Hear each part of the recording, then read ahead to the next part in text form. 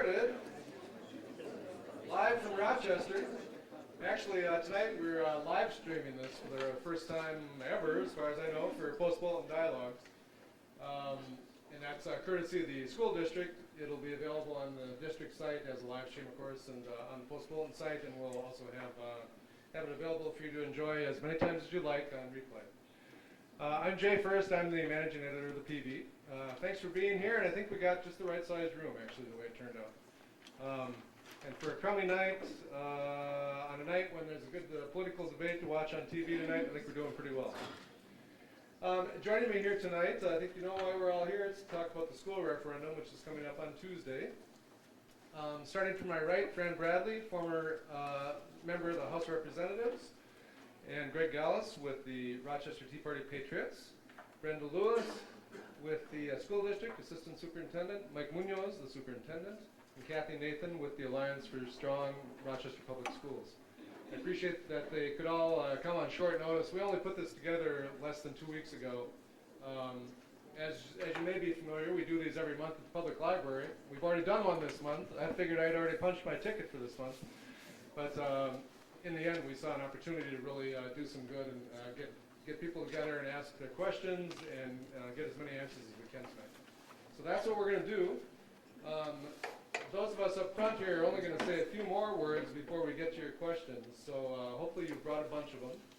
And we'll pack as many answers into the next 90 minutes as possible. I'll do a couple quick introductions. Randy Chapman, our publisher, is seated over by the whiteboard. Hi, welcome everyone. So pleased to see such a great turnout. We haven't had this many people here since we had the DMC presentation several years, a couple years ago. First, I want to thank the panel for their participation in tonight's conversation. This is what TV Dialogue is all about. We couldn't do it without you. And I want to thank all of you for coming. You want to know more. You want to learn more. This is your chance to ask questions, to make your comments. Shame on you if you don't do it, because this is your chance. So thank you for coming, and have a good time.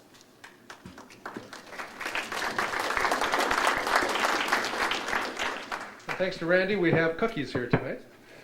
Normally we have coffee too. And I'm just going to introduce Randy Peterson, who's our editorial page editor. He's in back there. You see him at a lot of public meetings. He does everything he can as basically a reporter to get information on issues that are in the news that we're going to be editorializing on. And I want to address that point of editorial versus news here in a moment. But Randy is at pretty much any meeting of this kind to gather up facts as we prepare editorials. So thanks for being here, Randy. And just to say a word about how newspapers work. Randy is the publisher. I'm the managing editor, and I oversee the newsroom. And there's a pretty bright line in our building as to how news is gathered and how opinions are made. And Randy oversees basically the editorial page. And Randy writes the editorials. We have an editorial board. We have a community advisory board that chips in their opinions. And they get together quarterly, Randy, to share ideas and talk about the opinions page and the op-ed pages. And they arrive at editorials, and so as you know, we editorialized on the referendum a few days ago. I was as surprised, or maybe as interested as you were to see it, because basically I wasn't really aware of what our editorial position was going to be on this until that morning when I saw it in proof. So on the news side, we do what we do, which is ask questions, write stories that are fair and accurate and as deeply sourced as we can. And always trying to find news sources for information. And we go with what we do, and the editorial page does what it does. So that's how that works. Okay, what we're going to do next is each of the panelists will have a few minutes to introduce themselves, talk about why they're here, why they care about this issue, what they'd like to see happen. We're going to try to keep that to 3-4 minutes. And then I get to ask the first question since I'm up here. And we'll cover that quickly, and we'll be to your questions right after that. So why don't we start with, would you mind starting, Mike? Seems like you're the appropriate person here since you're at the top of the district. All right, thank you. First of all, I want to thank the Post-Bulletin for hosting this event. I also want to thank the Citizens Group for Strong Rochester Public Schools and the Tea Party Patriots for participating tonight. And thank all of you for coming tonight. This is a great opportunity for you to hear the facts and to get your questions answered so you can make an informed decision next Tuesday. Just a couple comments I'd like to make that we as a district have been fiscally responsible, and the board has worked extremely hard to keep the property tax levies down. I can tell you that the board spent many, many hours discussing the referendum, deciding should we go for a referendum, what amount should we ask for. So they did not take this lightly. It's something they put a lot of thought in. And like I said, they are very conscious of property tax and really wanted to look at all the information before they made their final decision. Also want to remind you that since 2001, the district has cut a little over $28 million in their budget.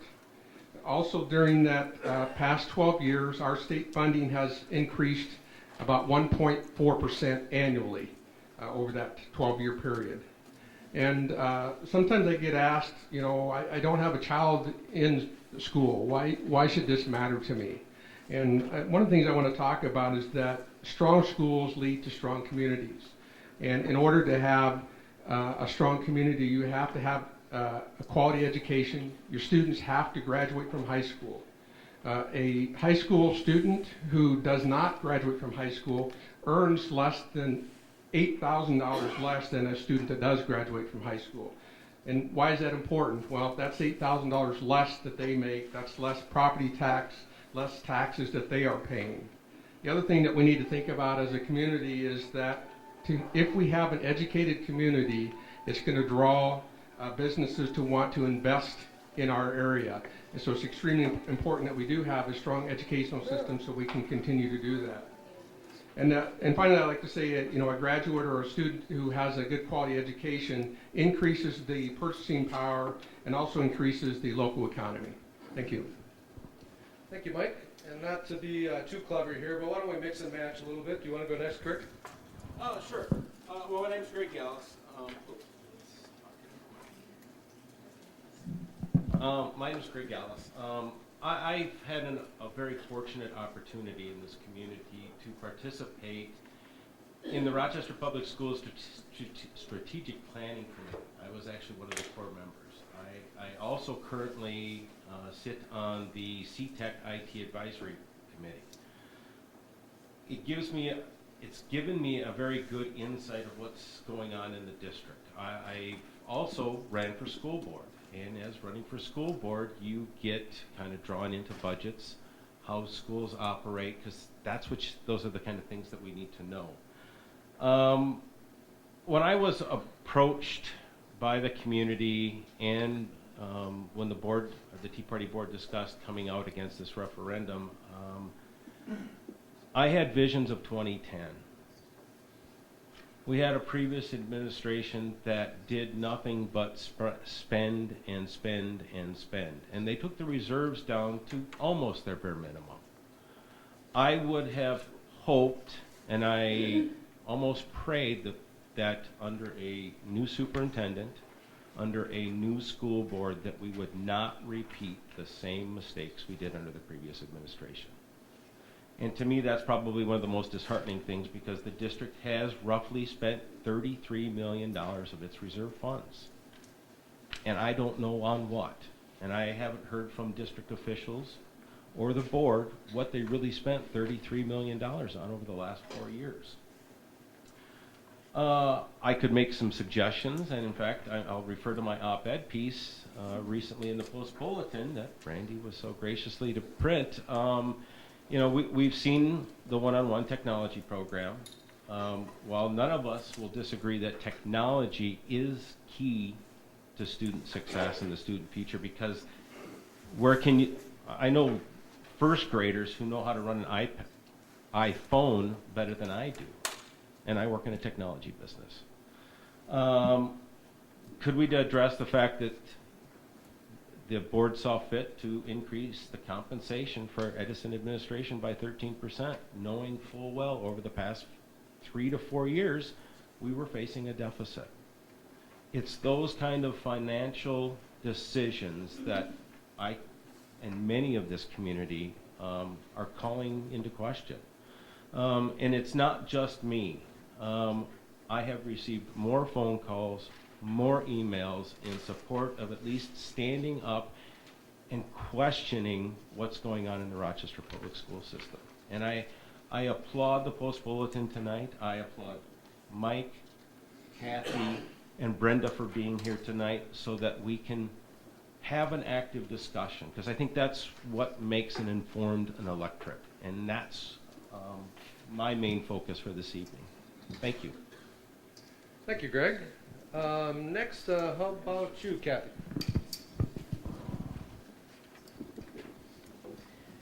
So as Jay said, my name is Cathy Nathan. I'm a parent in the district. I have a freshman and I have a graduate off to his third year of college. I'm part of the Alliance for Strong Rochester Public Schools, which is a citizen-formed, independent group who is in favor of this referendum more than 100%. We have parents of current students. We have parents who won't have students in the schools when this referendum goes into effect. Rochester schools have prepared my children very well for every challenge that has come their way. And we want that to be the case for every student in Rochester. I've also been a parent advocate. I've sat on district committees as well, was part of the strategic planning team. I've gone to almost every school board meeting for the past 10 years. Think about that.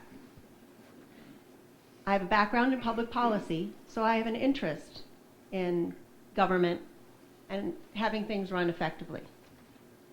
I've read many public documents, and I've watched the decision-making process of our board and our administration. I've seen what happens when referendums have failed in the past, and I've seen the effect of budget cuts on our students and on our schools. I take facts very seriously. I've read a lot of documentation, and for me, it comes down to the facts. State funding for our schools has not kept pace with inflation for at least the past 10 years. In responding to this ongoing revenue challenge, our district has used many tools to try to be fiscally responsible while maintaining a high quality of education. They've cut $28.6 million from their budget since 2001. They've also tried to keep property taxes low. Between 2012 and 2014, the property tax levy decreased by 0.38%. And the district has spent down its general fund reserve in a planned way to avoid additional budget cuts and keep property taxes low.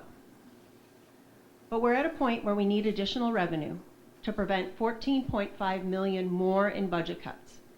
My child is a freshman. Those budget cuts will occur during his 4 years of high school. I don't want to see the impact on students like him. The only tool available to the district is the voter-approved property tax levy. Rochester's current property tax levy is $309, which is much lower than the state average, the average of the 10 largest districts in the state, and we're the 7th largest, and lower than Big 9 and other districts that you can peer group to Rochester. We can do better for our schools and our children. We have a chance through this vote to make a statement about what we want our schools to look like. Are we going to be in cutting mode and in crisis mode, where everybody's working to preserve their own little fiefdoms? Or are we going to come together and give the district a basic foundation of fiscal soundness so we can look forward and plan for the future, plan for the growth that's coming to Rochester, look to do some innovations that might bring more efficiencies, and not lose more from our students' education? I look forward to your questions in our conversation tonight. Thank you, Cathy. And Brenda's turn. Good evening. Again, I would like to thank the Post Bulletin and everyone that attended this event tonight. One of the pieces that I wanted to talk about is the numbers tonight. And our local levy that we currently have is $309 per student. Our state average is $836 per student. Rochester is the 7th largest district in the state. That's $1,067 if we look at all 13 of the largest districts in the state. Also, if you look at the Big 9, we're the largest district in the Big 9. We're also the lowest as far as the voter-approved levy portion, and that's at $746. What does this referendum get us? It nets approximately $9.6 million for the 16-17 school year. That figure brings us to have the ability to have no budget cuts through at least the 1920 school year. That means families can count on same or similar class sizes in elementary. That means middle school families can count on same or similar programming. So our elective classes that we have there that prepare our students for high school, they'll be able to count on those things. Our high school students can count on having 4 years of language, having our career and tech ed focus that we have, having our AP classes. We continue to have our robust athletics and activities programming that we have, that we've all grown to expect in the city. The district has done a planned spend down of the budget reserve. In fact, the district since 2010 has done a spend down of $9.8 million in those 4 years in all general fund balances. If you look at the unassigned amount in our general fund spend down, it's actually a spend down of $5.2 million in 4 years. This referendum is subject to inflation. It's a 10-year referendum. Its actual impact is $15.28 a month on a $200,000 home. That impact is actually counting in all of the board approved levies that they don't need to come to the voters to actually approve. So we wanted to be honest and transparent and let taxpayers know that rather than it being around $7 a month, which is the referendum only portion, we're including all of the school board local levy amounts that they have the ability to have with board authority. Thank you so much. Thank you, Brenda. I'd like to say once more a thank you to the panelists who are here tonight. It takes a lot of courage and a lot of trust that we're going to have a really open-ended, informal, even-handed conversation here, and especially for the civilians, I would say. Mike and Brenda, they're kind of stuck here. But for the 3 private citizens here to come and express their opinions about how this referendum is shaped up, whether it's needed, why, and so on. It takes a lot of courage, and I appreciate that you're here. Also, there was a line in today's Answer Man question, which I think is kind of relevant here, which is what we're doing here as a newspaper is what newspapers do, is we try to get as many facts out so people can make up their own minds about what's coming up. And in looking at school referendums in other towns around the state right now, you're kind of relying on the newspapers in those cities to be reporting on the ins and outs of why these referendums are needed. And tell you what, it's kind of shocking how little public information there really is with the weekly newspapers in little towns like Fulda, or in some of the bigger metro papers where Star Tribune and Pioneer Press don't necessarily get down into the nuts and bolts and get into the trenches on school issues of this kind. And I'm just going to say also that TV won't.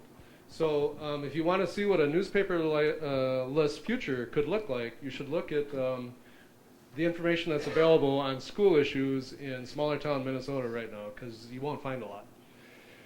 How many of you have voted already? Oh. Fair and balanced. Oh, I'm sorry, Fred. Yeah, speaking of fair and balanced. Yeah. Sorry, Fred. Okay, well, after that big prologue, here's Fred Bradley. Well, I expected you probably would turn my way and say, whoops, there he is. Well, first of all, it's kind of a wow for the room. Thank you for all of your interest in being here tonight. I am Fran Bradley. My wife and I have been residents of this area now for 50 plus years.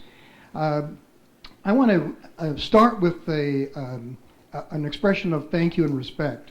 I may not agree with the conclusions and the presentations of this levy and have my own advice, but I respect entirely the effort that's gone into it.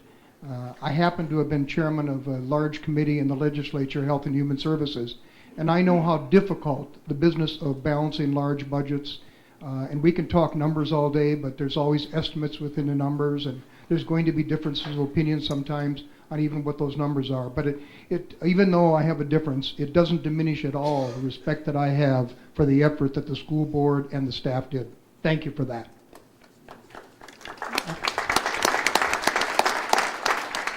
I want to also, before I make a few kind of introductory comments about the why, say another thing.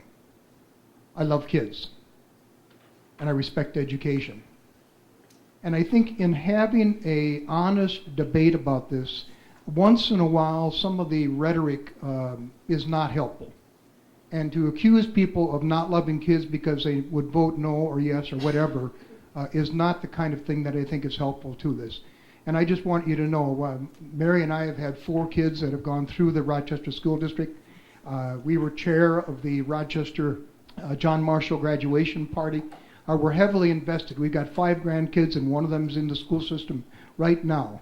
And I think even for other people in this audience who may be in opposition, I don't think it is about judging that we don't like kids or that we don't like the education system. It's just a healthy difference of opinion. Now, in that regard, let me cover just a couple of things, because one thing that's serious about this, and you can talk about the 50 cents a day or the $15 or $17 a month, but let me use myself. And I pulled out my tax statement from this last year, and I did some work on it. And the townhome that my wife and I live in is not anything elaborate. It's a little over $200,000, but I estimated that the first year impact for us would be $210. When you roll that out for 10 years and you compound the inflation factor, the total extra dollars that we will be investing will be $2,800. I say that to all taxpayers to say it is significant. I mean, there has to be worth this, and I'm not saying whether in that respect that it couldn't be worth.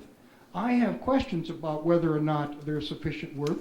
I think that when I have examined, I've spent lots and lots of times, and I know other people have as well, but in my own opinion, and I can share as we get into discussion a little bit more specifics of it, I think that the inflation that's estimated is on the high side. And it doesn't take very much when you change that curve. The difference then between, in my opinion, an income side, because more than 80% of the income for the Rochester School District is not the levy, it's not the local taxes, it's state and federal, almost all state taxes really. And I think this last time around there was a big surprise. There was more money put on the table for school districts than what was originally expected. And that happens in lots of kinds of ways up and down. So it makes estimating extremely difficult. So if the curve on the expense side is too high by my estimation, and the curve on the income side is too low, what amounts to is that we have, I think, less of a deficit than has been portrayed. That's just my opinion. It's partly why I believe as I do. And let me sort of bring a little bit more specific to it. In the out years, and I'm trying to take the numbers that I have seen being produced, in the first 4 out years where we're saying that we would not be required to make any cuts because we'd be balanced. Well, folks, it's better than balanced. As a matter of fact, if my calculations are right, there's about $15 million extra on the bottom line that's left after those first 4 years. Now, I've heard statements that say, well, beyond that, though, the deficit is going to be bigger, and we're going to try to make that. I don't know how any of us can really make solid predictions on 6 to 10 years out on those numbers. And so, and for me anyway, it brings some degree of suspicion about the number sufficient that I would urge a no vote. It's not that I don't think we need an increase. I just think that the increase that's put in front of us is too much. In conclusion, I just think we need a better, more objective, balanced analysis, and I think we need to give taxpayers a break. Thank you. Thank you, Fran. That was great. Okay, so my question, and just kind of to follow up on Fran's figure about $15 million extra in the first 4 years, why don't we clear that up as far as your take on that, Brenda?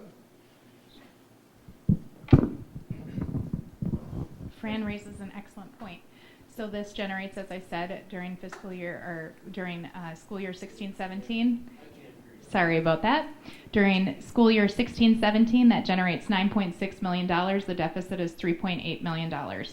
What we are doing here is we don't want to come to you and ask for too little to then in 2 or 3 years turn back around and say either, sorry, we're going to be making budget cuts that we told you we weren't going to need to be making, or come back and say, by the way, we're going to ask for another referendum. We're going to seek another referendum within the next 2 to 4 years. That's what happens when you don't ask for enough money in the beginning. We could ask for $3.8 million. That would take us through 16-17.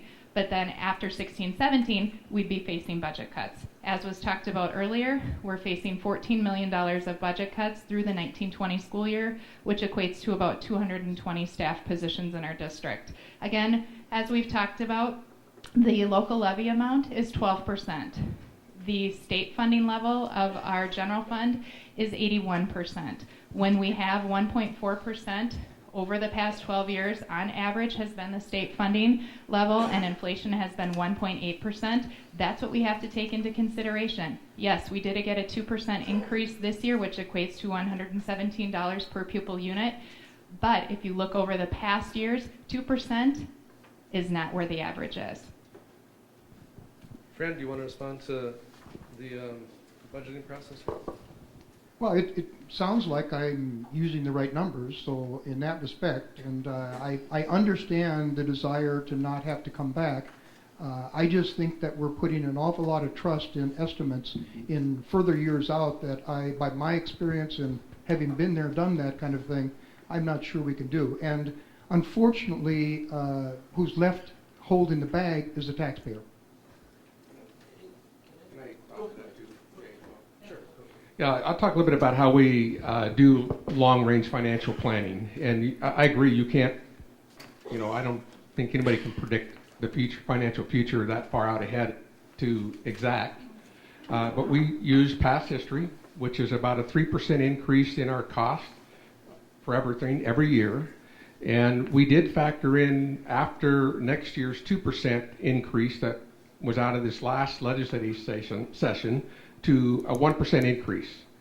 And looking at 10 years or more of state funding and looking how we got 2% when there was a huge surplus at the state level. We didn't anticipate that we're going to get more in the future. So 1% was a number that we selected because that's based on past history. And then you compare that to the 3% increase in our cost from year to year. I also want to address, yes, you're right, the fund balance is going to build up a little bit because we are asking, as Dr. Lewis said, a little more than what we need to cut that first year. But over that period of time, it's going to gradually work its way back down to that 6%. So yes, we are putting money back in our fund balance, which is our savings account, to plan for the future so we don't have to make reductions through the 2020 school year, so then that fund balance is going to get spent back down again. So you are correct. When you look at the numbers, it's going to go up a little more than what we need, but it's going to go back down again. And the board had a lengthy conversation about that. And there are districts around us that we often compare ourselves to. 2 years ago, they did a referendum. They're back doing another one again this year. So we had that conversation. What's the right amount that will get us through the 2020 year without having to look at major reductions? So one of the issues that really has impacted us when we looked at information to present in our presentations is the history of the state funding as compared to inflation. I think some of you have one of our handouts that has on the back a chart that looks like this. So since 1991, state funding, which is 82% of the funding for our schools, has not kept up with inflation. And if it had kept up with inflation, we would be getting $1,300 more per pupil, and we wouldn't need this referendum. So if the only way to go judge future expenditures is on past history, we can't count on the state government to keep up with inflation. So if the inflation predictions, as Mr. Munoz stated, which are very similar, for those of you who don't know the process in the district, these general fund projections are done quarterly and are presented to the board in exquisite detail.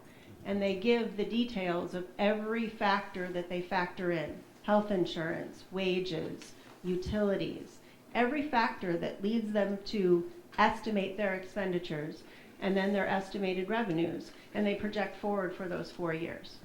But judging from what we've been getting from the state since 1991, I don't think we can expect the state to make up that gap in the future. So as far as we're concerned, the projections that the district is putting forward for its expenditures and its revenues are very accurate and demonstrate why we need this referendum. Okay, thank you. Hey, maybe just a quick one. I have just enough statistics knowledge to be dangerous.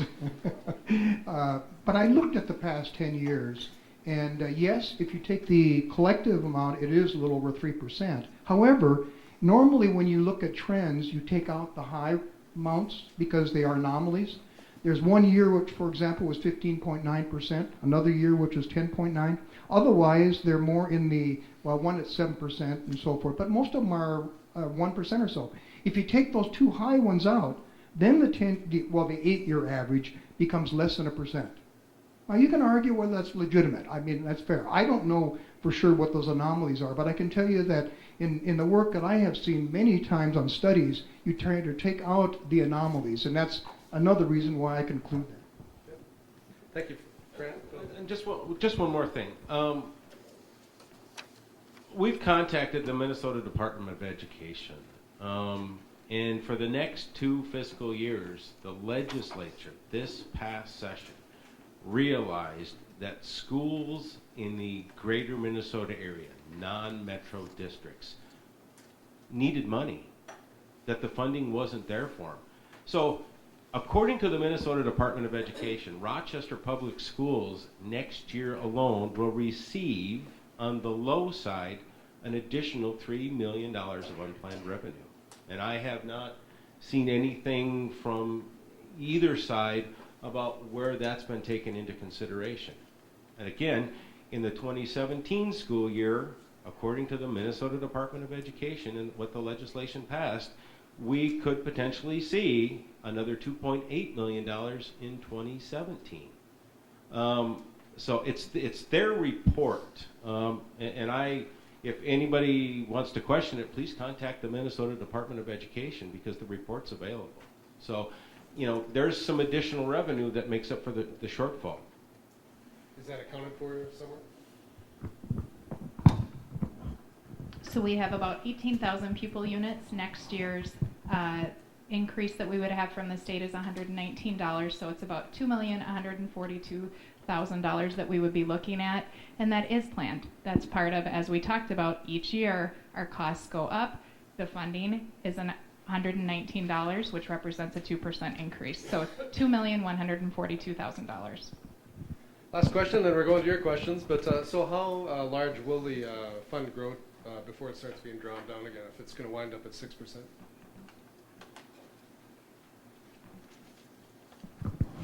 It's going to be right around 6.21%, and then by the end of the 1920 school year, it will be $500,000 over the 6% minimum, which at that time will be over a $200 million budget, so $500,000 over the 6% minimum on a $200 million budget. Anything further on that? Okay, so we'll go to your questions. Hopefully every one of you has one, and if that's true, you're going to have to keep it concise, and if you would introduce yourselves, we're all friends here, and if you have some background in the, in the district or in, with political organizations, whatever you want to share about who you are. And I'm going to wander around like Bob Barker. Hopefully I won't fall. I think he did this week.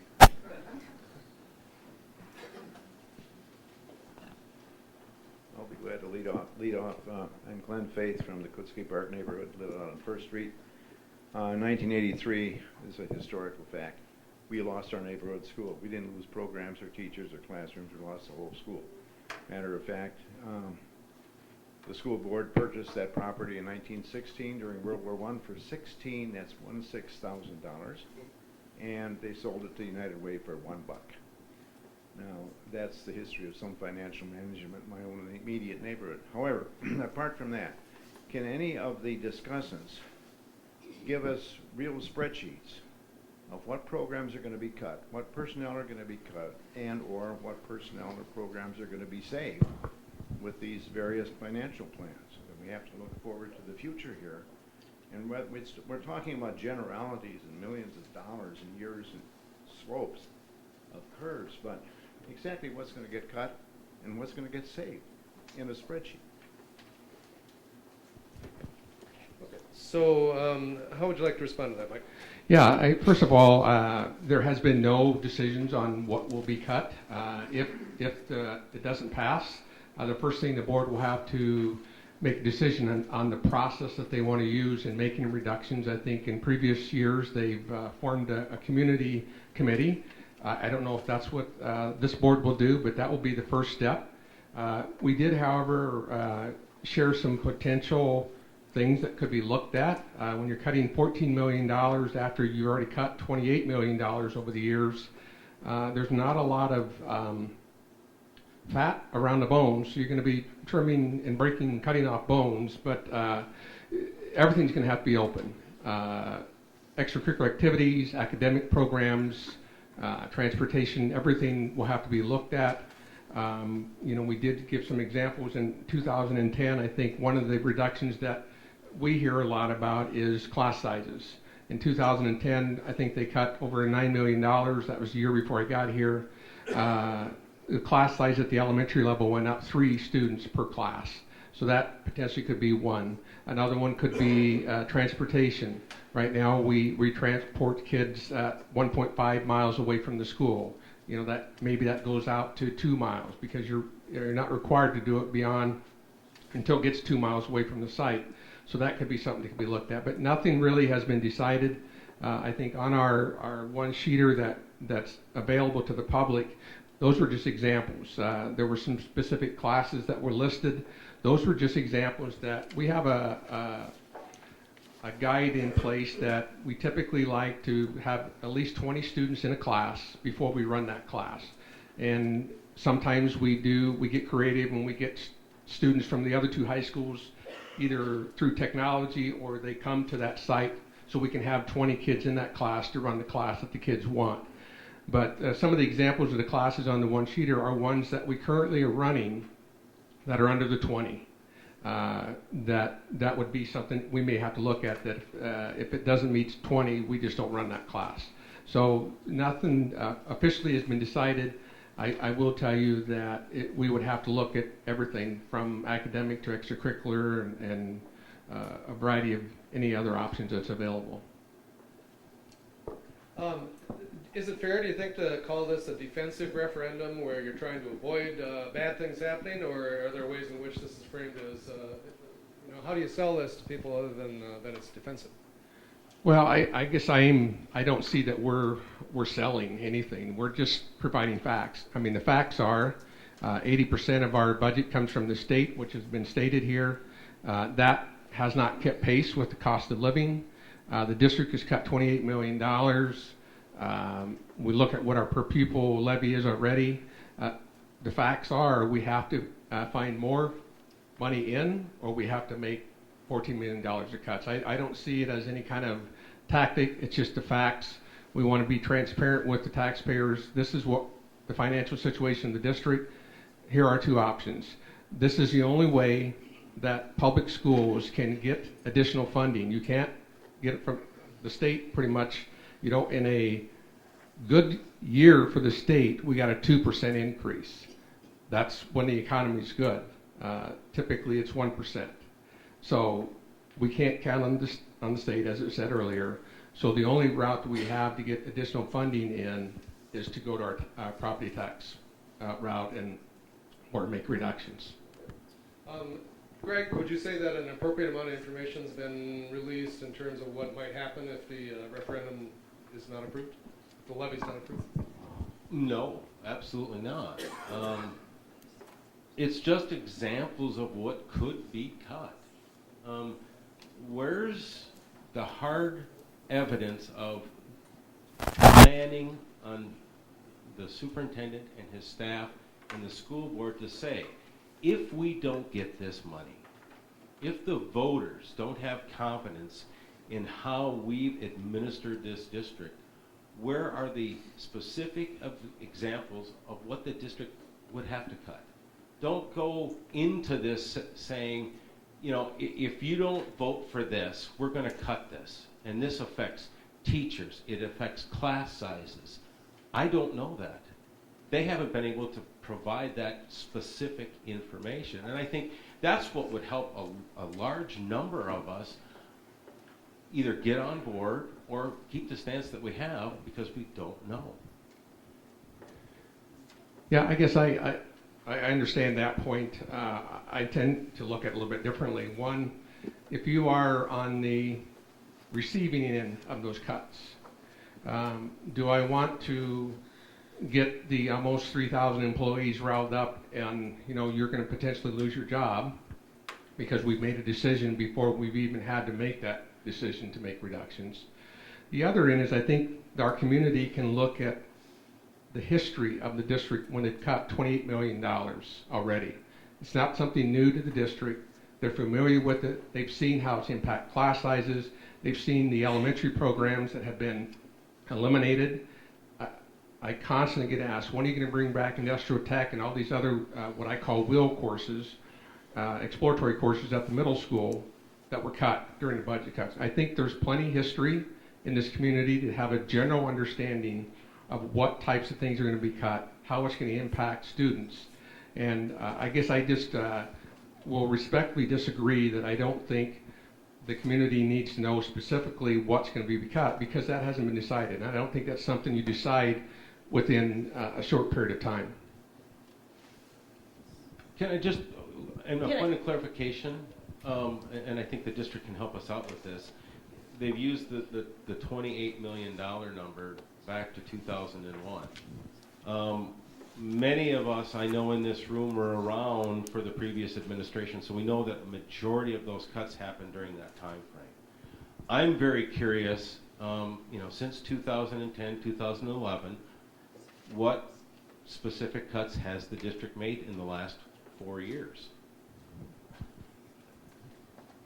Well, we're looking up that information for you, Greg. I will tell you, we cut almost $1 million out of this year's budget. And that was all done at the central office level. There was nothing that would impact students. That went under the radar because it did impact students. But we did, it was $900 and some thousand were cut. So hopefully we can find you the history over the years for you. So for the 2014-15 fiscal year, we made $1,004,202. So sorry, you were wrong. For the 13-14 fiscal year, I know, right?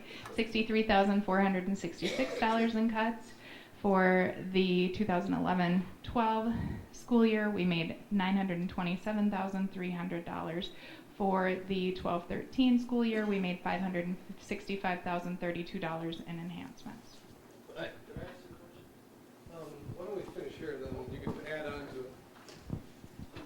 So in terms of identifying what the potential cuts were, at the school board meeting on May 15th of this year, the district did present an extensive PowerPoint where they went and looked at what a 5% reduction across all departments and all sites would look like. And they organized it by cluster. So an elementary school that feeds into a middle school that feeds into a high school, and how many administrators, clerical staff, maintenance staff, paraprofessionals, and teachers would have to be cut at each building in order to meet this 5% reduction and this dollar figure. So while this isn't the final dollar figure of the budget cuts that could be possible as a result of the referendum, if you go to board docs, and this is a publicly available document, on May 15th, 2015 meeting, you can look up at the PowerPoint called Potential Referendum and find a lot of detail. This was one of the details that, frankly, made those of us with the Alliance for Strong Public Schools nervous, because these were exactly the kinds of cuts that we've seen in the past that the district has made to staff and to programs. And when they outlined what the potential cuts would be for the future, we realized that the impact of a failed referendum would be very serious. So I encourage you to look up that document. And those cuts are from an approved budget, right? So are the $28 million, are those all from budgets that were already approved and cuts that were made at that point? Correct, they're all in the books. Make just a little bit of an observation. I don't mean to oversimplify this, but at least what I watched in terms of trends, if you're booking essentially a 3% increase per year, and that's what you budget, so that's what you would cut from, that doesn't necessarily mean you're cutting let's say, from what the previous year expenditures were. The challenge I would make is, you know what, I didn't say this before, but I happen to be on Social Security. You want to know what my Social Security inflation is? 0. And by the way, it's not unique to Social Security. It's also true of wage earners that I know, many, who say, I'm not making those kinds of things. Now, I don't have the easy answer, I'm not pretending it's easy, but I would challenge the assumption of 3%. Now, hopefully you haven't lost your train of thought here. My question relates to the 28 million and to the millions cut every year. Since like 2010, we've cut every year. So does that mean that the budget this year is lower than it was in 2010 if we've consistently cut it? No, it's not. However, this year's budget is lower than last year's budget. But also remember, as we talk about cuts, what's happening in our city? We're having more students enroll in our school district, correct? So when you have more students that are enrolling, almost 1,000 more, what happens? You have more income that's coming in, but you also have more expenditure. Does that address your question? Not entirely. I mean, the budget's gone up every year, and there are all these cuts. Okay. Is there anything further you can add to that, Brenda? Go around to the back of the room here. There's a guy with a question back here who he didn't know that we were going to have a dialogues program at all on this issue. And he sent word through an emissary to say, if you're going to do one, don't do it on Wednesday night, because I want to see the Republican presidential debate. So here we are on Wednesday night. And he's probably wanting to get out of here.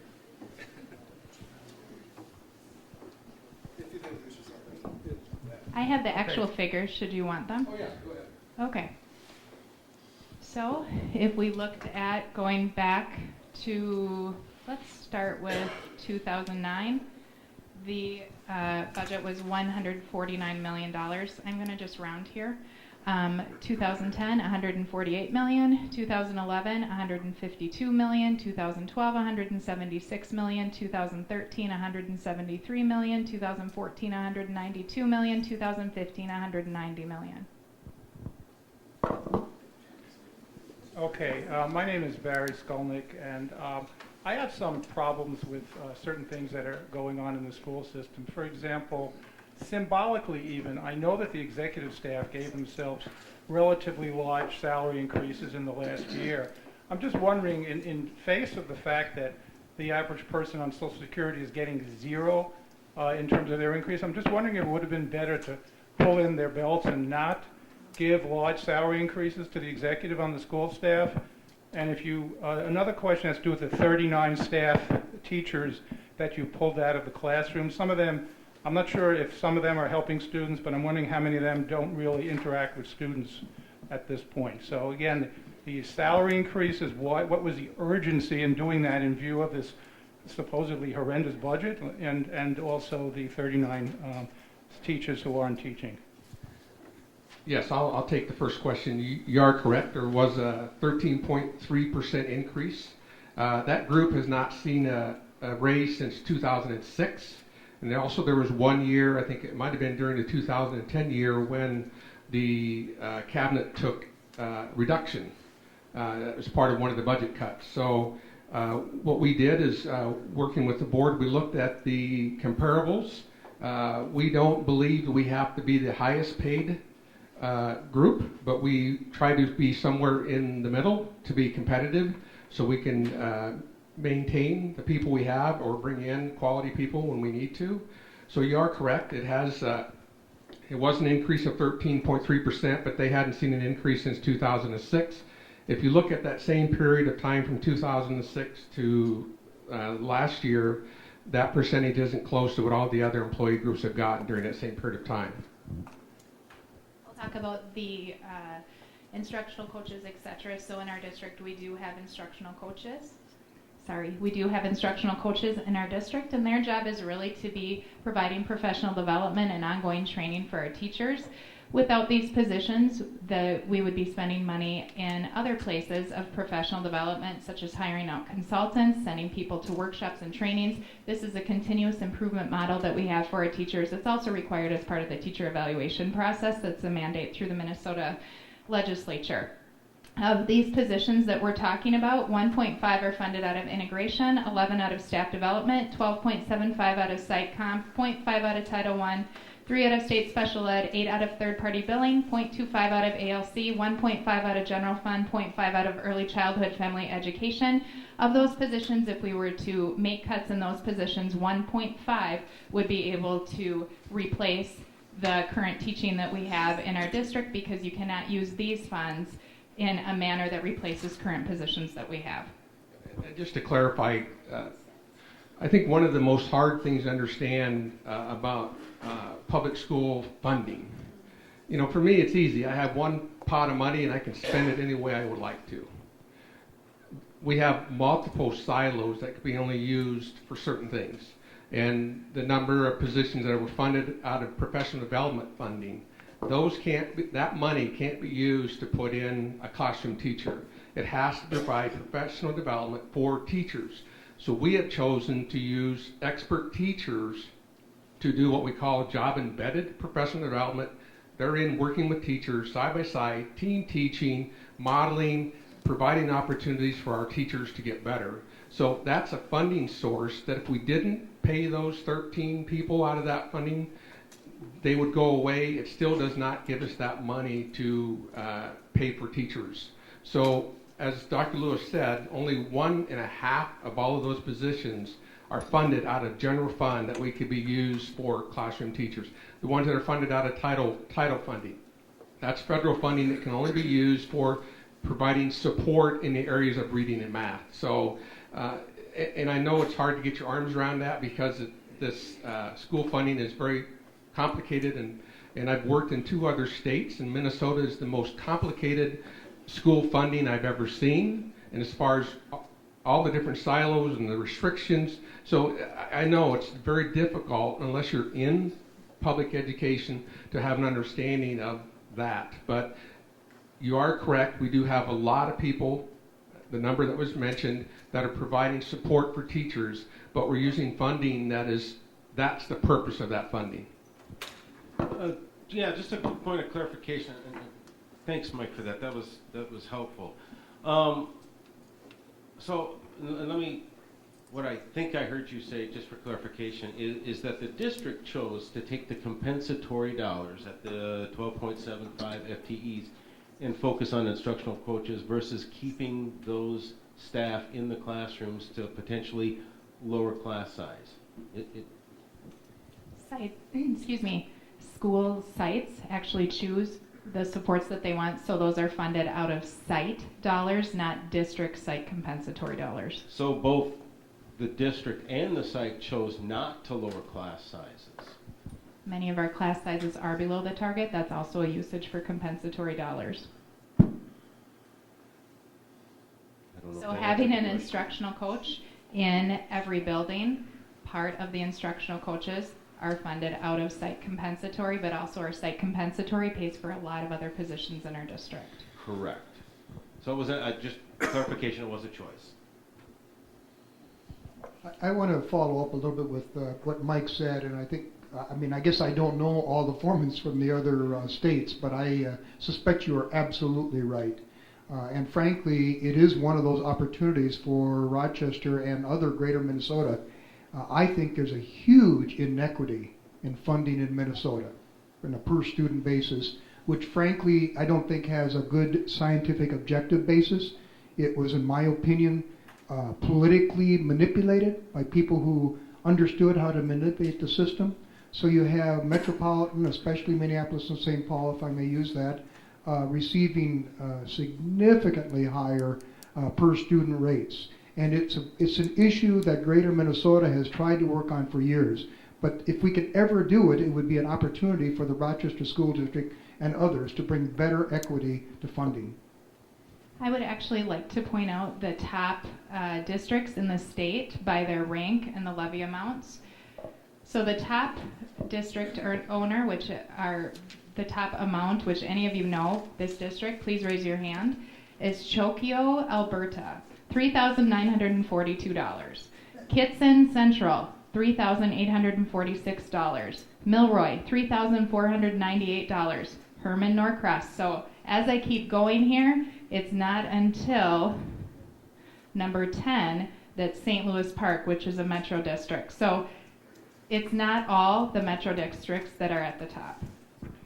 There's part of the problem, folks, to carve out little pieces. I was talking about total funding, state combined with local levies. If you combine all, then I think what you see is a significantly different picture. And I'm really going after the state funding. I mean, I think that's where the inequity in a lot of those school districts, frankly, had to have those big because of the inequity with Greater Minnesota. Yeah, and I thank you for that. I agree with you. And as I said earlier, over 80% of our funding is from the state. And you're right, there was an inequity. Those districts and the metro districts were getting location equity, which was an additional $424 per student just because of the metro area. That was something that we lobbied for with our local legislators and had a bill presented that we were going to get a piece of the pie because we felt we had the same needs that those schools had. And it turned out that everybody in the state of Minnesota gets that dollar amount now. So at least it makes it a little more equal playing field. Thank you, legislature. Okay, we're going to go over here for a question.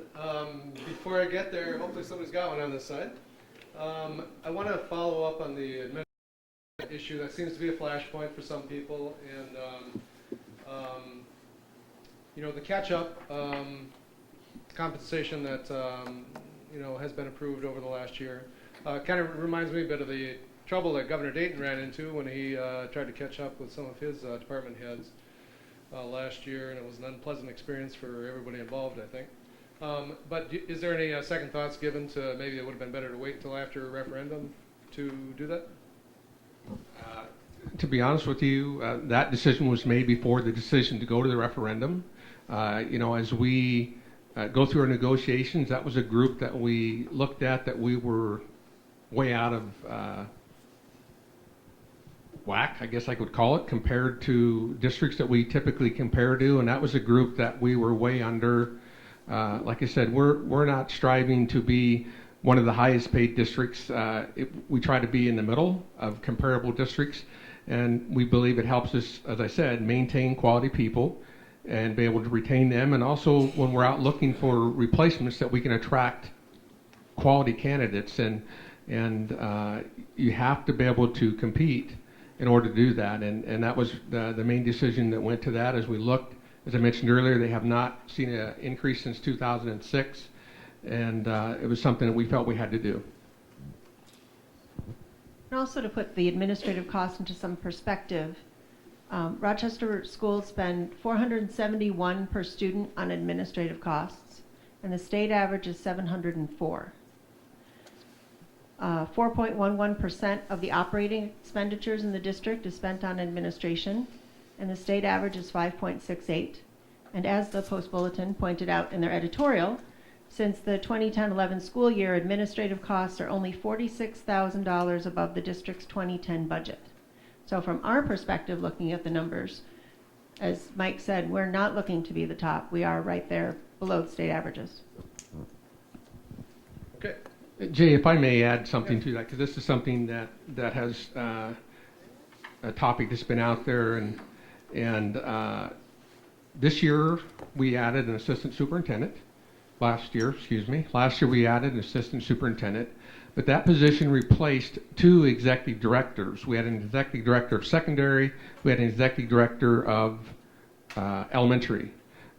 One of those persons took a superintendent job somewhere, so that was an opportunity we eliminated the other executive director and replaced that with one assistant superintendent, and I'm sure Dr. Lewis has the numbers here, tell you exactly how much the district saved by making that move. It was a restructure that occurred, and actually, I've been your assistant superintendent since 13-14. Thank you very much. Anyway, this is our third year here that I've been in this position, fifth year with you. Anyway, just to point that out. So we also did a restructure of the department that was elementary and secondary and now is Office of the Assistant Superintendent, which saves $60,000. Thank you. Yes, sir. Hi, my name's Tim. So I have a 7th grader at Kellogg Middle School, and he asked me just the other night why he couldn't take wood shop, and in science class why he couldn't dissect frogs. Instead they did silkworms. And the answer that he's been given is the $28 million budget cuts over the last, 10 years that's been mentioned. So I'm sitting here listening, and all I can hear is we're trying to get money to keep things even. So I get it. If this passes, he may still not get woodshop, but if it doesn't pass, it seems pretty straightforward to me that more is going to be cut. And would the two of you please tell us what you would see being cut? Because certainly you're not going to keep it even. And if you are, I'm looking for the details. And the two people you're... Mr. Bradley, Mr. Gallas. Well, let me take my first shot, and it's pretty much a repeat of what I've said. I'm not advocating cuts. I just think that the proposal that's before us is bigger than it ought to be. And I hope I demonstrated that by looking even statistically. So I think there's a way of maintaining without a 28% increase in our school district taxes that our homes will be burdened with. So I just think it's a matter of less.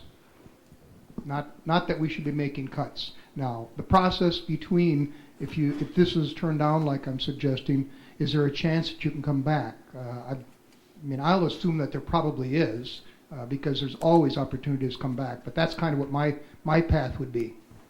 It's actually a 23% total school district increase, not 28%. Well, I would suggest, Lewis, I asked you the question, you said 29% when we had the chamber meeting, so I understand the numbers are... Let's talk about tricky. that. They're not tricky to me. So what I was referencing was that it's a 23% overall increase, but let's remember that vacation properties and leisure properties are not taxed in part of this referendum. Agriculture property is taxed at a lesser amount than residential and commercial property, therefore it's a 23% overall. Agriculture property, as I said, is taxed less, so then looking overall on a homeowner's impact, it would be 28%. But if you want to talk about the overall impact of the school district referendum amount, it's 23%. Okay, I think we've come back to an understanding, because I was referring to homeowners. Thank you. That's actually, well, I want to answer the gentleman's question, and I think that's a fabulous question. As we look at the reserves that have been spent down over the last 4 years, why weren't those courses added back in?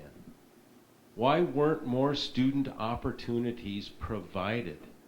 And I think that's where fundamentally, the district has their view, a large member of the community has their view, and where's the additional opportunities for things like art, for things like band, for things like the tech classes that were around when I was in school? How would you pay for those without the money? I would suggest that the district could have looked at adding that as part of their spend down and look at an additional ways that the district could have been more fiscally responsible.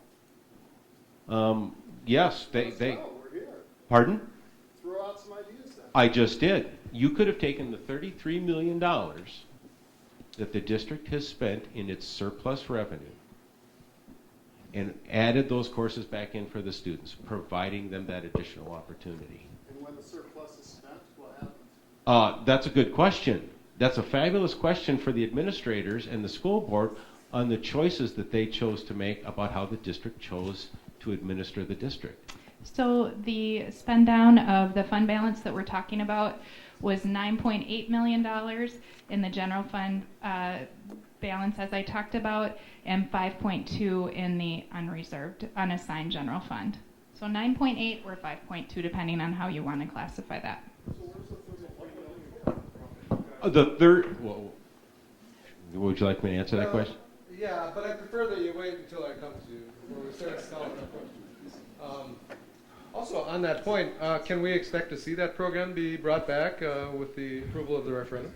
Well, I can tell you it's something that we are going to continue to look at, because we are 100% committed to CTEC, and we really believe in order for that to be as successful as we want it to, we have to start exposing kids at the middle school level to those types of programs. So that's a challenge for us that we're going to have to find a way to do that.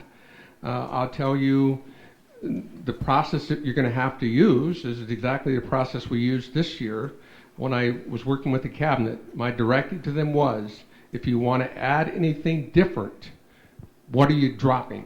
Because we're not going to add. If you're going to add something, you have to eliminate something. So in order to do that, we are going to have to eliminate something or do something differently, do some type of restructuring to generate additional funding to be able to do that. Okay. Did you want to amplify something? So I'm Al Weiner. I've taken off my alliance for Strong Rochester Public Schools because I'm real frustrated at some things. So I do have a question, right? So I'm glad we're having an honest conversation here. But I think some of the things that I've heard from the Tea Party, and I believe you're representing the Tea Party. No, I'll clarify that. I'm not. I'm also a community member. I just also happen to be the chair of the Tea Party. Okay. So the Tea Party has put out a flyer that says $4 million a year, that we've been spending $4 million a year for consulting services, which is very misleading. I would agree. Right, but that is what you've stated, or your flyer has stated, that we're spending $2 million a year for iPad programs, which is also false and misleading. Well, actually, it's not. My question is the following to you. Well, we can have that discussion, and we have the experts up there to indicate why it's false, hopefully. My question is the following. Cindy Maves, hopefully I got the name correct, was quoted in the Post Bulletin indicating she was hoping for a referendum that would have improvements. And I can read the exact quote. So let's kind of right. maybe make sure. Should I take this that the Tea Party or the Vote No people are in favor of a referendum that would support smaller class sizes? Because I think the overwhelming theme that I'm hearing from community members is they want smaller class sizes. But we know smaller class sizes is going to cost a lot more money. So the question is, are you in favor of smaller class sizes and a referendum that would support that? I am in favor of smaller class sizes, and I think that the district chose to spend its compensatory dollars on instructional coaches versus keeping those teachers in the classroom, which would have been lowered class sizes.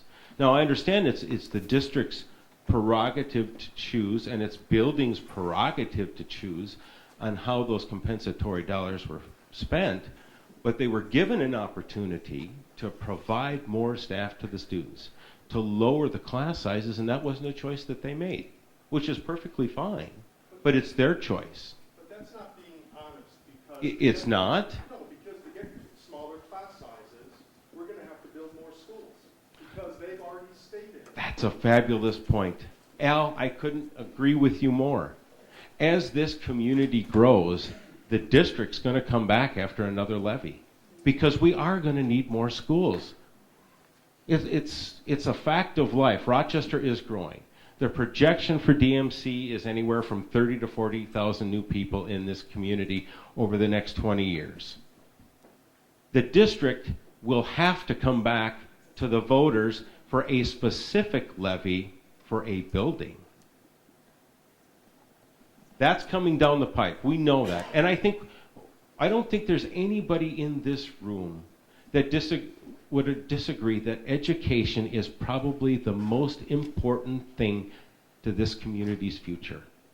But what's the cost? What's the overall cost? And how do we balance that?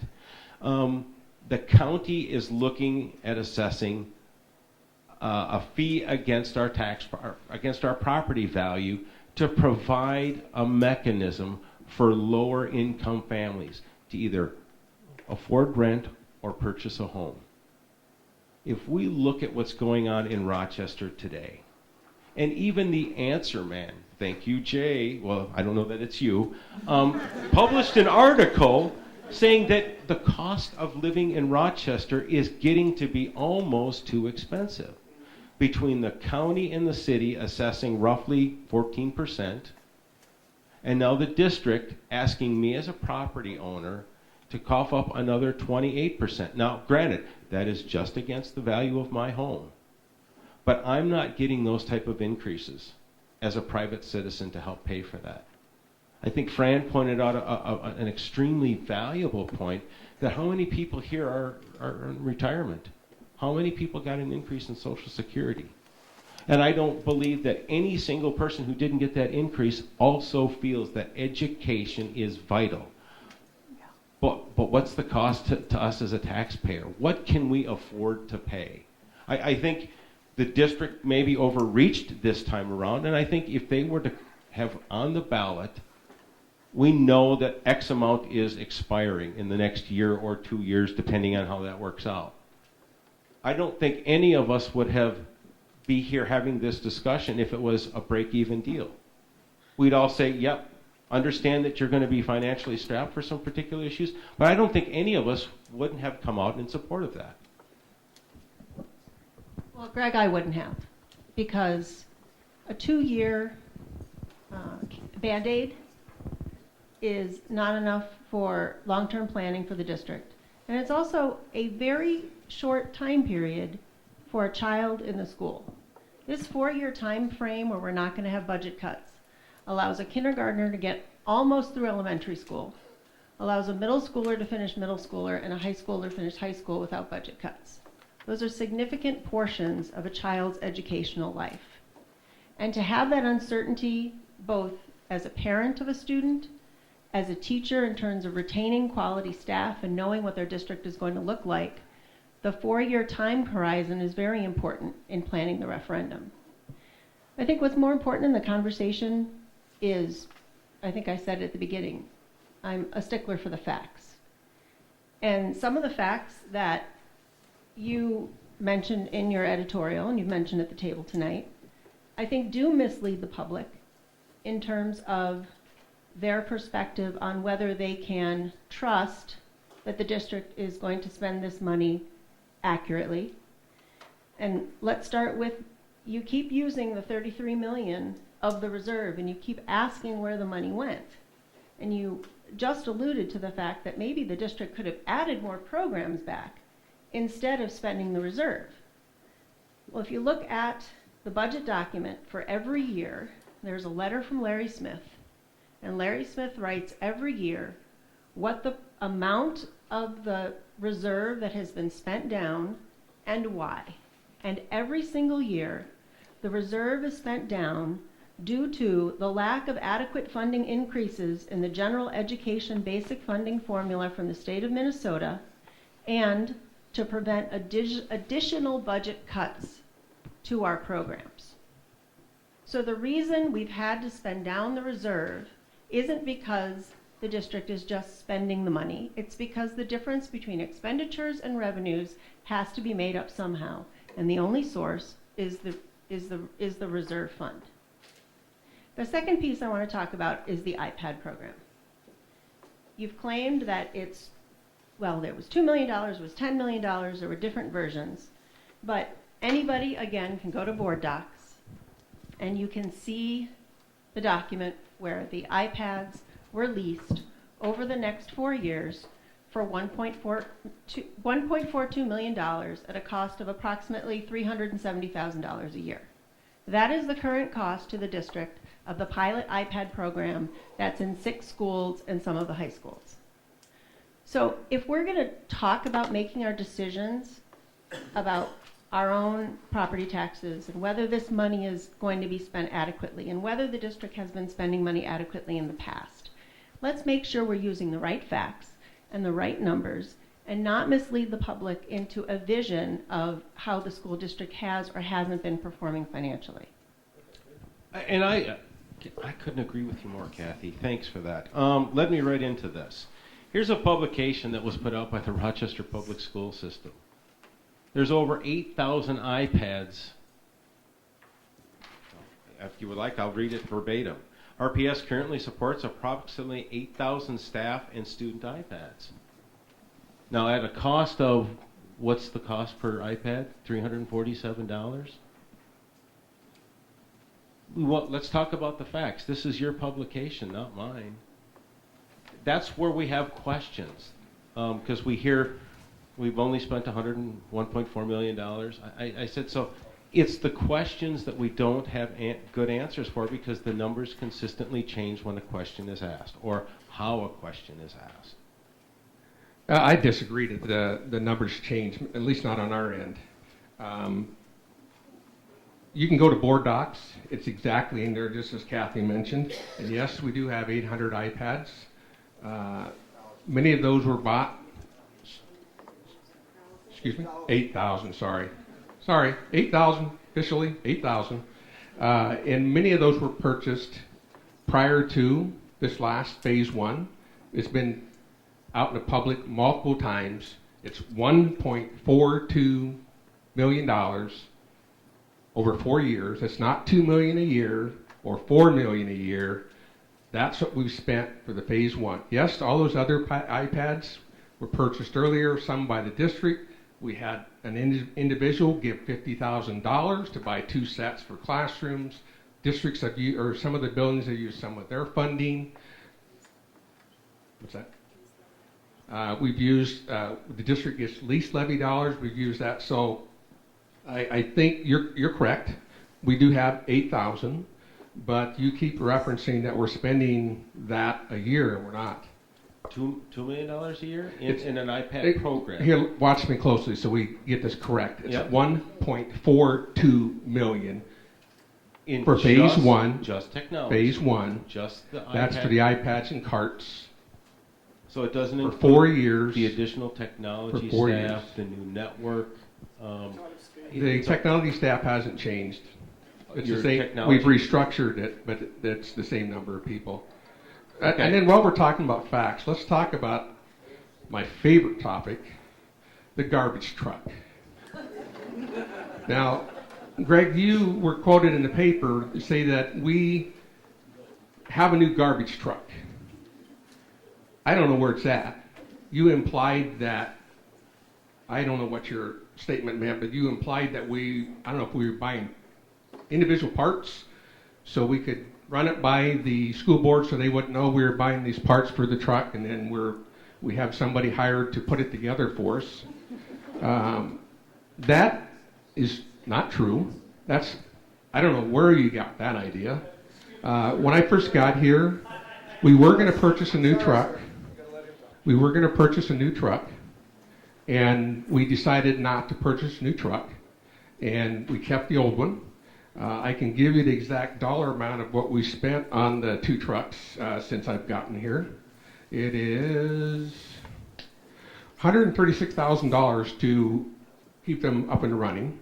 One truck is a 2000 International, the other is a 2005 International. But that's just one example of a fact that's quoted from you, published in the paper, and I guess my question for you would be, where's your evidence that we have this new truck driving around somewhere? I'd like to address that.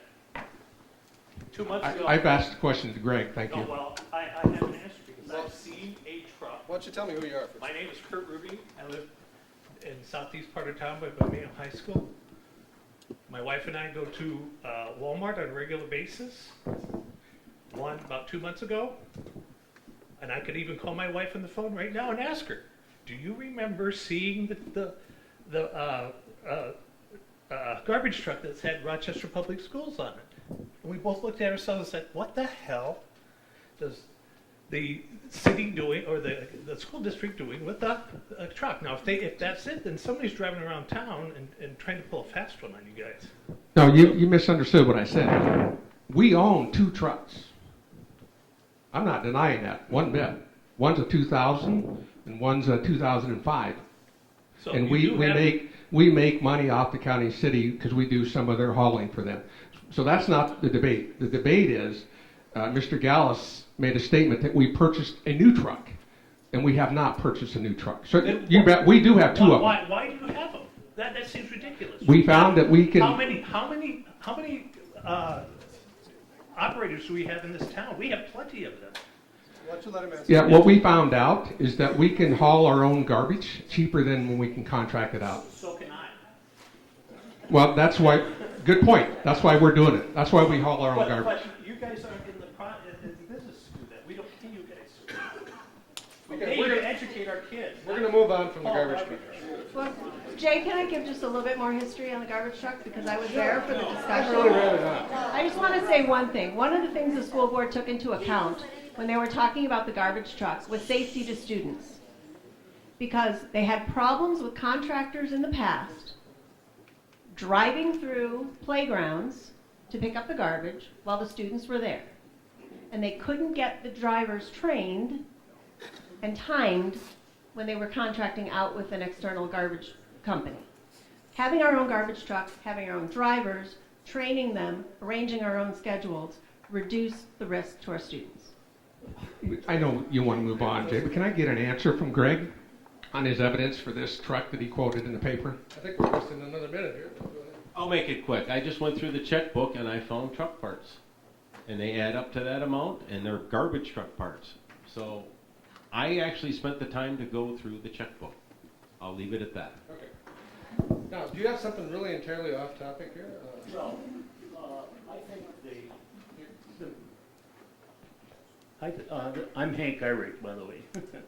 I think the real issue here is things that have already been discussed, and that simply is the CPI, cost price index, for September of this year has gone actually down a wee bit, but let's say it's flat. Okay, and someone else mentioned our Social Security is flat. Wages are going down.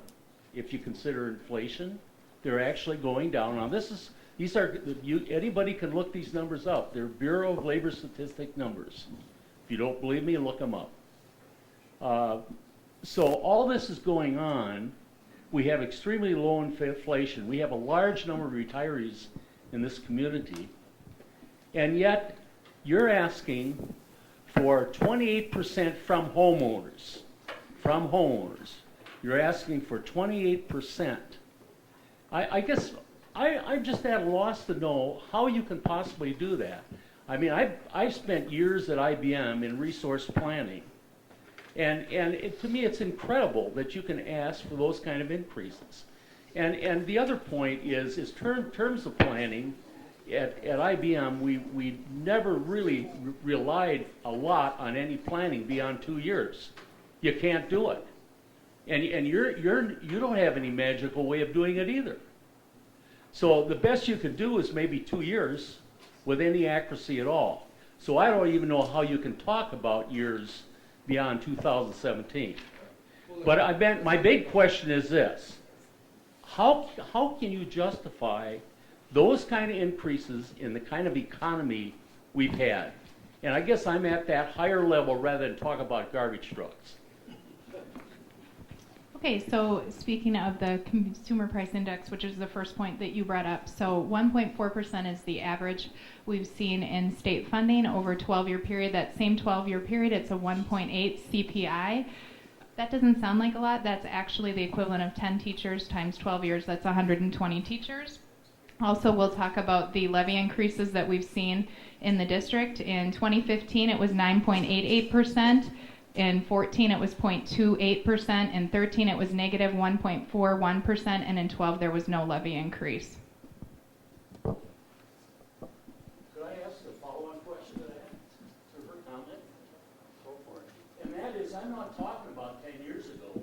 I'm talking about right now. I'm not either. I'm talking about 12 years overall, including this year. Okay, you're talking in history though, right? Talking about this year and 11 years prior. You know, 11 years prior, that's history, I think, right? Isn't that history? So you're talking history, I'm talking about right now. And so you haven't answered my question, because I'm talking about the referendum that we're talking about this evening. I'm not talking about history. Well, you're kind of asking a rhetorical question. How can you do it? Well, they're doing it. They've proposed it, and they are making their argument that it's... They need a referendum. Hi, my name is Al, and I have one question And it has nothing to do with the budget or approval of it, but what is being done to improve the quality of the education within the Rochester School District? And I'm thinking of the trends. We've got the highest per capita income in the state, right here. A lot of, professionals. Anyway, thanks. Yeah, I can tell you one of the things that we have been working on the last few years is really raising the bar of our employees and putting a lot of emphasis on putting a quality teacher in front of our kids. And our goal is to put the best qualified person we can in front of kids because they're the ones that have the most impact on their success. We have put a lot of emphasis in working with our administrators and making them more instructional leaders than managers. Unfortunately, when you go through administrative programs, they're more focused on management, how to make sure your buses are on time and all those things, and not a lot of emphasis on how to be instructional leaders so you can provide feedback to teachers to get better. So we put a lot of emphasis on professional development with our administrators, and we've had a lot of work with our teachers, building their capacity. And one of the things that we're being criticized for is instructional coaches. We have put instructional coaches in our sites to help build the capacity of teachers. So really we're trying to put emphasis on building the capacity of the people that are in front of our kids every day, and that's an emphasis that we put on, and we'll continue to do that. We did, and I will tell you, the legislators last session, before last, not this last one, before that, made a requirement that you had to come in agreement with your teachers union to establish a teacher evaluation system. And I can tell you, we were fortunate that we were one of 9 districts across the U.S. that was approached by the U.S. Department of Education to pilot a teacher evaluation system. And we did that for 2 years. And a big component of that is having peers give teachers feedback on how they can get better. So another reason why we have instructional coaches, we have had veteran teachers tell us this new evaluation system has given me more feedback in all the years that I've been in education. It's helping me get better. It's not to, I don't like the fact that we call it evaluation, because to me it's providing feedback to help you become a better teacher or a better administrator, and that's something that we're really proud of. Okay, we'll do 2 more quick questions. Let me ask you quickly though, Mike, since it came up, would you say it's likely that in the next 10 years during the life of this levy that there'd be at least one new building? Well, I would think, in the next 10 years, if we're going to continue to grow like they're projecting, we just recently did a boundary adjustment last spring and looked at our working capacity of all of our sites. One of the things that when I talk to people about DMC, it's not like we're going to wake up one morning and 30,000 people are going to be showing up. So we do know we're going to have some growth down the road, but what people tell me is not much different than we had the last 20 years. But probably 10 years from now, yeah, we probably are going to, if we continue to grow like we have and the impact of DMC, we will probably have to look at a site somewhere. Okay, so you, sir, and Mr. Tronson, if you can keep it really concise, we'll do it. My question, my name is Max Sullivan. I've run for the school board, attended many school board meetings and many city functions. But my question actually is not for you people. My question is for the school board. And I've noticed there's no school board member here. They're over there. Why aren't they up there so we can ask them questions? Okay, my question for the school board, it's obvious to me that we can discuss the issues amongst ourselves all we want, but the main problem is that the state legislature keeps giving us 1% when our costs are going up 3%. The obvious answer is we need to be addressing the state legislature to give us back our money that we're sending to the state. And what programs do you have on to do that? Good question. Any school board member want to respond to that? Well, I'll start for them until one of them gets brave enough to talk about it. That is one of the things that we partnered with the School Board Association, the Minnesota Administrative Association. We lobbied for 4%. And we worked extremely hard. Many of us testified, and our local legislators helped us push that. And that's what, don't get me wrong, I'm very happy that we got 2% because before the 2% we were looking at $8 or $9 million of cuts next year. So the 2% really helped us out. But if 2% is all you can get in, I haven't heard the latest number on what the surplus is, but it's way up there. And if you can only get 2% when the money's good at the state level, that really doesn't speak a lot for your future when you're looking at 80% of your funding is coming from the state. I'm Gary Smith, member of the school board. You're kind of preaching to the choir because the board has consistently over the years been asking, when we talked about state funding, asked the state to give us the keys to our schools back. And what happens is 80% of our funds comes from the state government. And the facts are the facts. It's not keeping up. We've talked to our legislators every year, asking to make this simpler. Isn't a kid in this state worth the same whether they're in Rochester or they're in Timbuktu someplace else? But the fact is, we have a 60-page document that determines what we get for funding in this, locally. It shouldn't be that complicated to figure that out. But it is, in the sense way we do this, because the money gets put in silos, and you can't use general fund dollars or property tax dollars to buy buildings we can do that, but you can't use those funds to do certain things outside of the classroom. You can't use the federal dollars, the state dollars to put into the classroom. They go for very specific things. So you're preaching to the choir in terms of we'd like to see more control done locally. The good things here with this board has wrestled with is we did a lot of work, as Mike has indicated, on coming up with the amount that we've asked for. We went out and we had surveys done to talk to the public about what kind of dollars they would be willing to support. So we did the best estimate we could based on the set amount which we thought would give have the most support in the community. But the good news is this: the school board doesn't decide that. You decide that. We made the vote to let the voters of this community decide if they want to invest more in education in this community.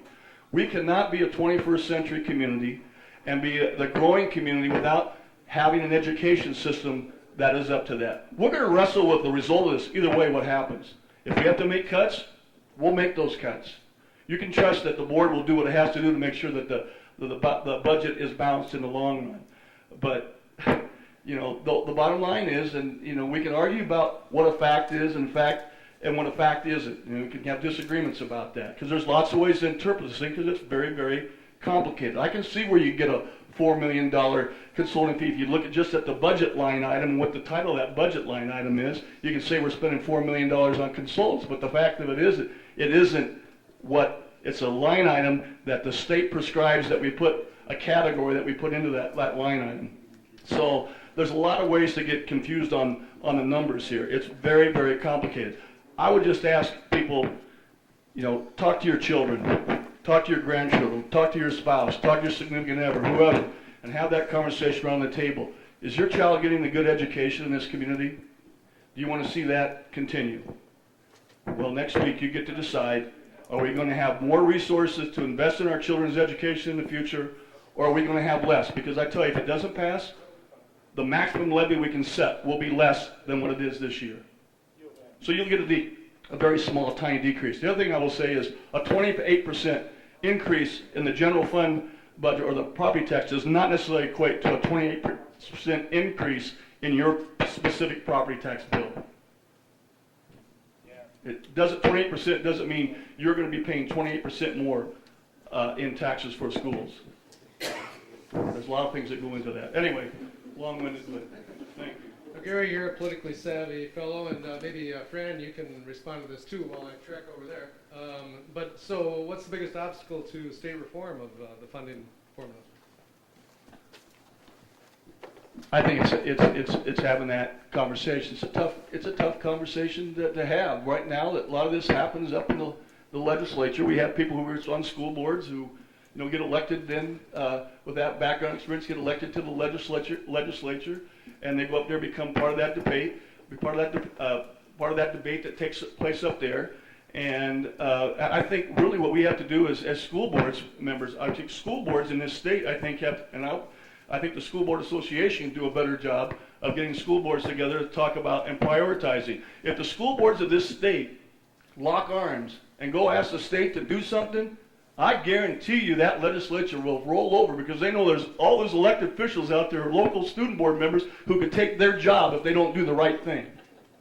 But we don't do that as a school board. So the biggest obstacle, I think, is to have the school boards in this state actually come to some consensus on what we can do to make it more simple. The other thing, last thing I want to point out here is that the taxes we pay in Rochester that go to the state government for education, I guarantee you we're contributing. If we had those dollars and those were local, we'd have more money here. But the fact is, our dollars get used to go to other districts who don't, or who are in communities that aren't growing.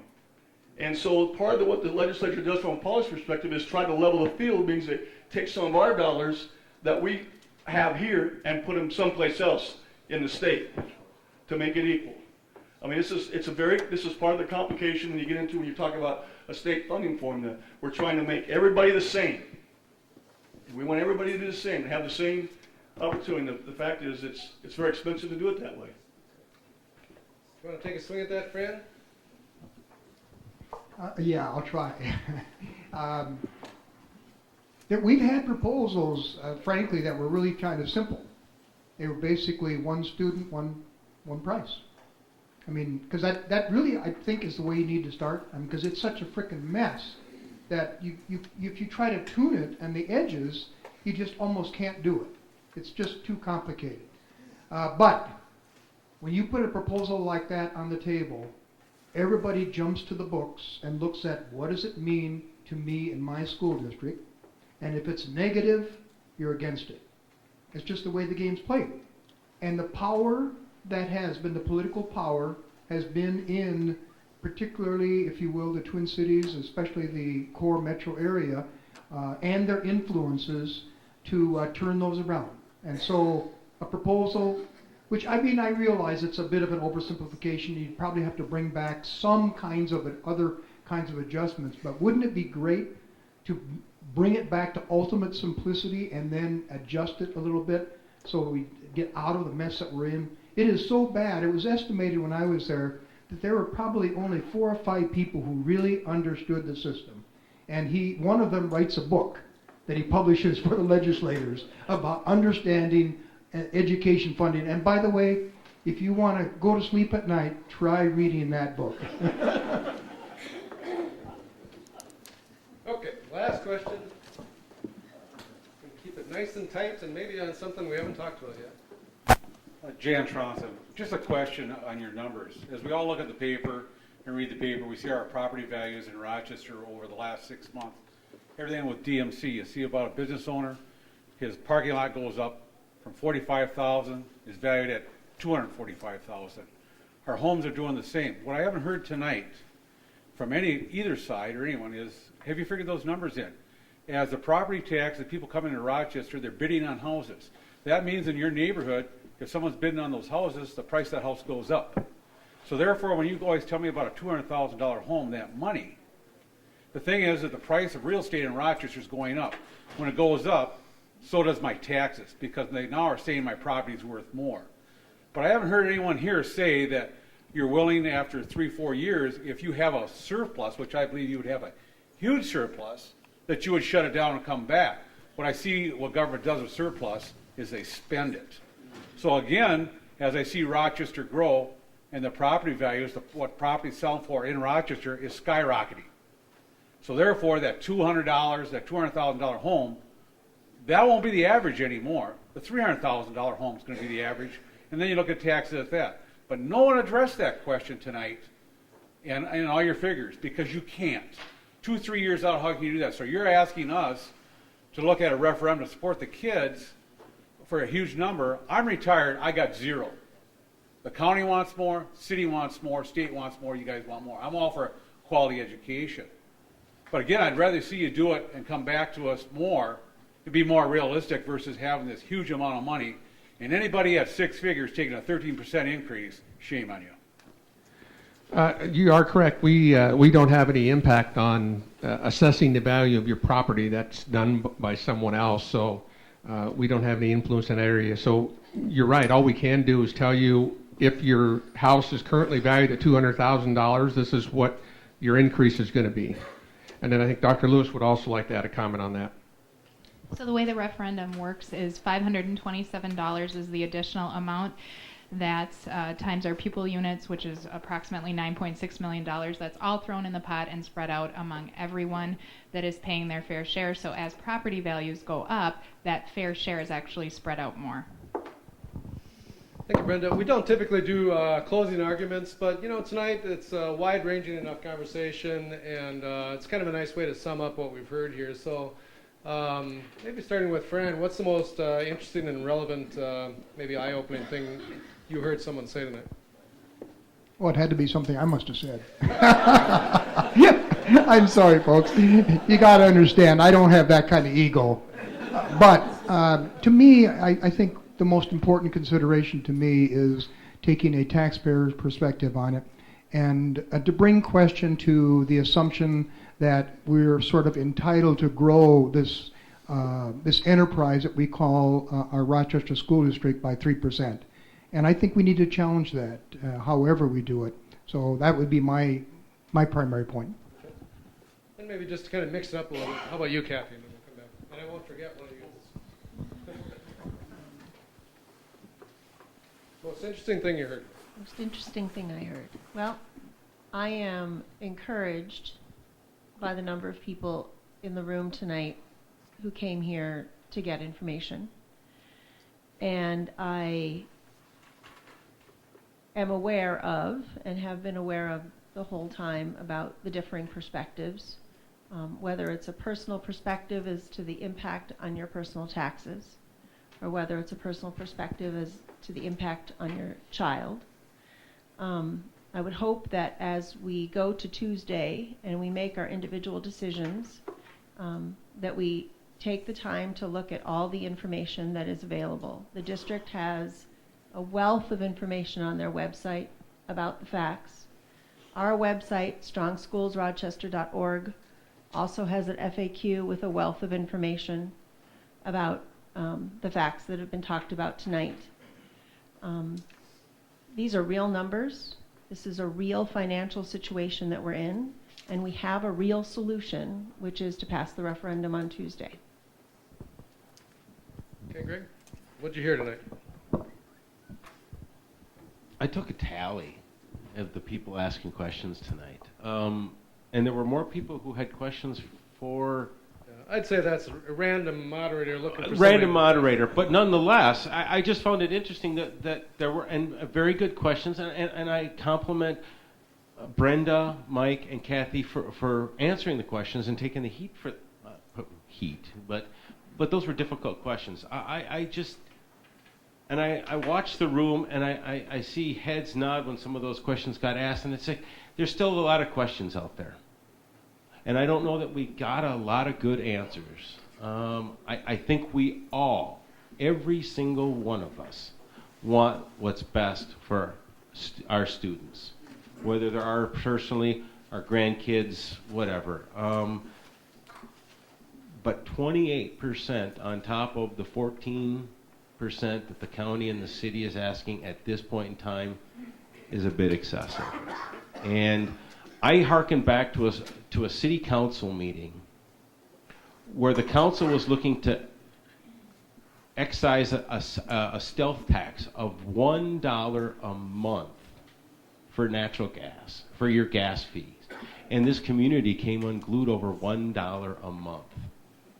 And the district is asking for a lot more than $1. Brenda. I'm extremely proud of the level of participation that we have tonight. The fact that we didn't have enough chairs is very telling. This community is obviously very passionate about education. I'm glad that you share the passion that I have in that.